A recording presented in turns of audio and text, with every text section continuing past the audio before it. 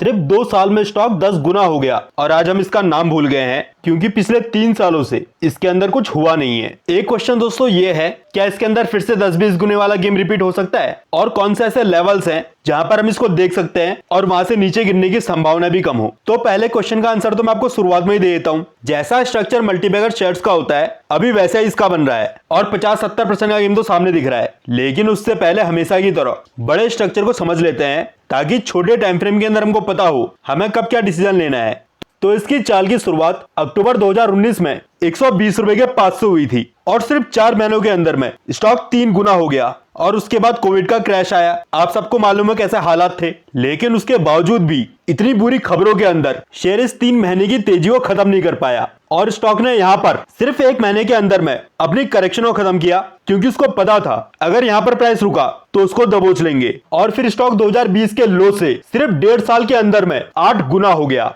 और उसके बाद हम पिछले 3 सालों से वापस से रेंज के अंदर में है, लेकिन इस 1.5 साल की तेजी को खत्म नहीं कर पा रहे हैं। आगे समझदार को इशारा काफी और इसके अंदर स्ट्रक्चर के अकॉर्डिंग भी ऊपर की चाल बची हुई है, लेकिन सुन लो पहले फिर लेवल्स को डिस्कस करेंगे। अभी जो 3 साल से करेक्शन चल रही है उसमें अगर हम रिट्रेसमेंट लगाकर देखते हैं तो प्राइस 38% के पास में आया था, लेकिन लेवल्स को छोड़कर ऊपर चले गया और अभी हाई के पास में है। अगर दोस्तों अभी यहाँ से नीचे आया तो 38% की करेक्शन भी कर सकता है, इसे हमें ध्यान में रखना है और इसलिए शॉर्ट टर्म के अंदर ऐसा स्ट्रिक्ट रखना है। एक रिट्रेसमेंट दोस्तों यहाँ पर लगी हुई है, एक हम और लगा देते हैं और इसका मैं कलर चेंज कर देता हूँ ताकि हमको कंफ्यूजन ना हो। तो अगर आप यहाँ पर देखोगे तो यहाँ पर प्राइस का क्लस्टर बन रहा है। अगर प्राइस इन लेवलों को संभाल लेता है और यहाँ से जो भी चाल बनती है उसमें स्पीड होती है तो ये 2 लेवल आपको शॉर्ट टर्म के अंदर में दिख सकते हैं, लेकिन बीच के इन दोनों लेवल्स का भी ध्यान रखना। प्राइस के अंदर स्पीड होनी चाहिए क्योंकि 1252 के ऊपर निकला तो फिर 3 साल का ब्रेकआउट है। अगर प्राइस के अंदर स्पीड नहीं हुई तो फिर ये वापस से 500 की जोन में आएगा और अगर ये यहाँ से ऊपर कंटिन्यू भी रहा